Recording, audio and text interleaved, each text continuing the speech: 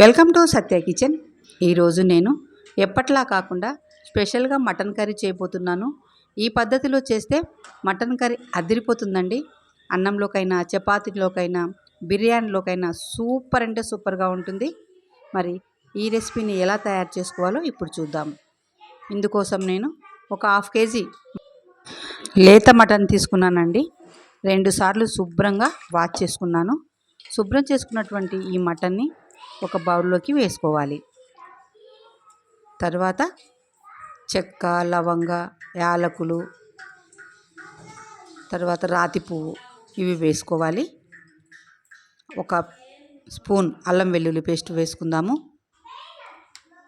అలాగే ఒక medium size ఆనియన్ని ముక్కలుగా కట్ చేసి తీసుకోవాలి. ఒక 2 పచ్చిమిర్చిని ముక్కలుగా కట్ చేసి వేసుకోవాలి. మీడియం సైజు ఒక టమాటాని చిన్న ముక్కలుగా కట్ చేసి వేసుకోవాలి. కొద్దిగా కరివేపాకు, అలాగే రుచికి తగ్గట్టు ఉప్పు వేసుకోవాలి.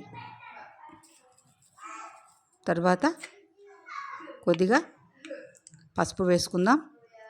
అలాగే రుచికి తగ్గట్టు కారం, మీరు ఎంత తినగలరో కారం అంత వేసుకోండి. ఒక 2 స్పూన్ల పెరుగు, ఒక 3 టేబుల్ స్పూన్ల ఆయిల్, హాఫ్ కేజీకి సరిపోతుంది. ఇవన్నీ వేసి చేతికి పని చెప్పాలండి, బాగా కలుపుకోవాలి.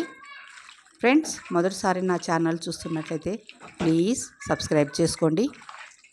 ఈ విధంగా బాగా అంటే ఉప్పు, కారం, పసుపు అన్ని మసాలాలన్నీ కూడా మటన్కి పట్టేటట్లు బాగా కలుపుకోవాలి. ఎంత కలుపుకుంటే అంత రుచి వస్తుంది. చేతితోనే కలుపుకోండి. ఇప్పుడు ఎసురు వేసుకుందాం. ఒక గ్లాస్ ఎసురు వేసుకుంటున్నాను.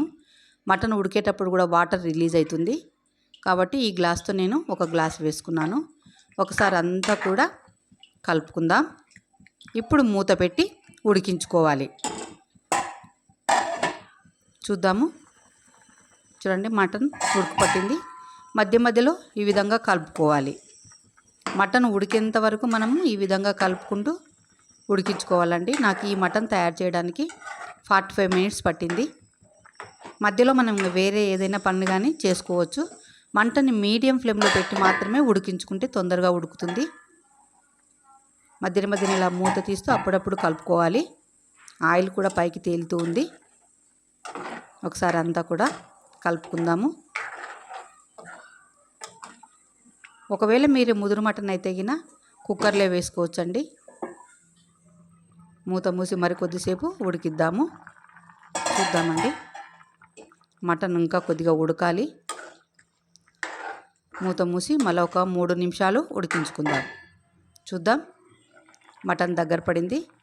ఇప్పుడు గరం మసాలా, ధనియాల పొడి ఒక్కొక్క స్పూన్ వేసుకొని ఒకసారి అంతా కూడా కలుపుకుందాం. మూత మూసి ఒక్క 2 నిమిషాలు ఉడకనిద్దాం. చూద్దాము, అంతా కూడా ఒకసారి కలుపుకున్న తర్వాత కొబ్బరి పొడి ఒక స్పూను, అలాగే కొత్తిమీర వేసి 1 నిమిషం పాటు ఉడకనిద్దాం. ఒకసారి కలుపుకుందాం. ఎమ్మి మటన్ కర్రీ రెడీ అయిపోయిందండి. గుమగుమలాడిపోతుంది. ఒక్కసారి ఈ విధంగా చేసి చూడండి, యమ టేస్టీగా ఉంటుంది. మటన్ కర్రీ రెడీ అయిపోయిందండి. మీకు ఈ రెసిపీ నచ్చినట్లయితే లైక్ చేయండి, షేర్ చేయండి, కామెంట్ చేయండి. ఫ్రెండ్స్కి, రిలేటివ్స్కి కూడా షేర్ చేయండి. Please subscribe. Thank you for watching.